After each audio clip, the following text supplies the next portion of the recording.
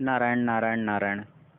श्रीमद् भागवत कथा षष्ठम स्कंध के अंतर्गत छठे स्कंध में आज हम प्रवेश कर रहे हैं। इसमें हम श्रवण करेंगे भगवान नाम का जप करो। सच्चिदानंद रूपाय विश्वोत्पत्त्यादि हेतवे तापत्रय विनाशाय श्री कृष्णाय वयं नमः। सकृन्मनः कृष्णपदारविन्दयो निर्वेशितं तद्गुणरागिवैरिः नाते यमं पाशभृतश्च तद्भक्तान् स्वप्नेऽपि पश्यन्ति हि चीर्निसृताः। परमात्मा श्री कृष्ण अतिशय कृपा करते हैं, तभी भगवान के नाम में प्रीति होती है। अति पाप होने से भगवान के नाम में प्रेम नहीं होता है। भगवान किसी जीव के ऊपर अतिशय कृपा करते हैं, तभी नाम से, भगवान के नाम से प्रेम होता है। भगवान का नाम छूट जाए तो दुख होना चाहिए कि मेरा इतना समय व्यर्थ चला गया, मैंने भगवान के नाम का जप नहीं किया। नाम में जब प्रीति होती है तभी भक्ति का आरंभ होता है। भगवान के दो स्वरूप वेदों में वर्णन किए हैं। भगवान निर्गुण निराकार है और भगवान सगुण साकार हैं। ये दो स्वरूप भगवान के हैं, निर्गुण और सगुण। निर्गुण निराकार भगवान का दर्शन आँख से होता है। निर्गुण निराकार भगवान का दर्शन आँख से नहीं होता है। निर्गुण निराकार की कोई पूजा नहीं कर सकता है। निर्गुण निराकार किसी पर दया नहीं कर सकता। निर्गुण निराकार परमात्मा किसी को भी पाप करने से नहीं रोकते हैं। अंदर बाहर सर्वत्र भगवान की सत्ता है तो सभी जीव पाप करता है। निर्गुण निराकार किसी को सजा करते ही नहीं, किसी के ऊपर कृपा भी नहीं करते। निग्रह और अनुग्रह यह शक्ति साकार भगवान में है। निराकार निग्रह करते नहीं हैं। निराकार परमात्मा अनुग्रह भी करते नहीं हैं। श्री राम सूर्पणखा को सजा करते हैं, शबरी माता के ऊपर कृपा करते हैं। सगुण साकार परमात्मा पाप करने से रोकते हैं। निर्गुण निराकार भगवान का दर्शन नहीं होता। दर्शन हो तो सभी भगवान की पूजा करें। निर्गुण निराकार भगवान तेजोमय हैं। तेजोमय होने से भगवान ने अपने स्वरूप को छिपाया है। लोग कहते हैं भगवान का दर्शन नहीं होता है। भगवान का तेज सहन करने की मानव में शक्ति कहाँ है? शंख चक्र गदा पद्मधारी नारायण प्रत्यक्ष प्रकट हो जाएं तो भगवान का तेज सहन न होने से मानव को मूर्छा पड़ सकती है। भगवान के हाथ में जो सुदर्शन है, उस सुदर्शन चक्र का तेज तो देवता भी नहीं सहन कर पाते। उस सुदर्शन चक्र का तेज तो देवों को भी सहन नहीं होता, मानो क्या सहन करेगा। भगवान के हाथ में जो सुदर्शन चक्र है, उस सुदर्शन चक्र का तेज तो देवों को भी सहन नहीं होता है। निर्गुण निराकार तेजोमय है, उनका तेज सहन करने की शक्ति नहीं है। निर्गुण निराकार अति सूक्ष्म है। भक्ति कैसे करोगे?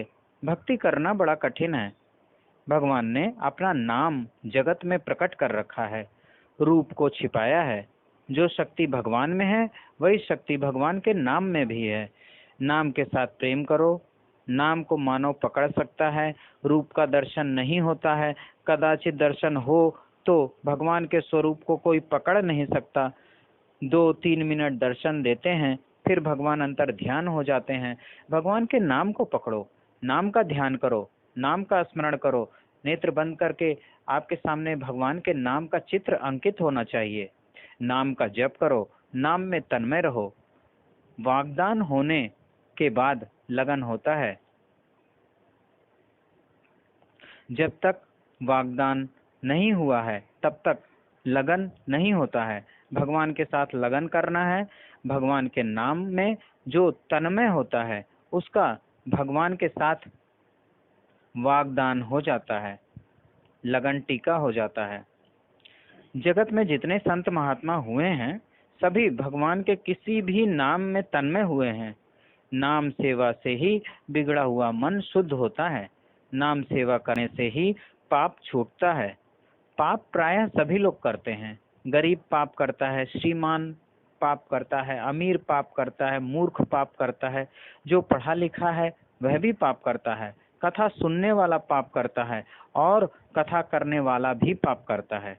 पाप नहीं छूटता। भगवान हृदय में प्रकट हों और जिसको पाप करने से रोक लें उसी का पाप छूटता है, भगवान के किसी भी नाम में जो तन्मय होता है। भगवान नाम से भगवान का स्वरूप प्रकट होता है। भगवान का जो स्वरूप नाम से प्रकट हुआ है वही स्वरूप आपको पाप करने से रोकेगा।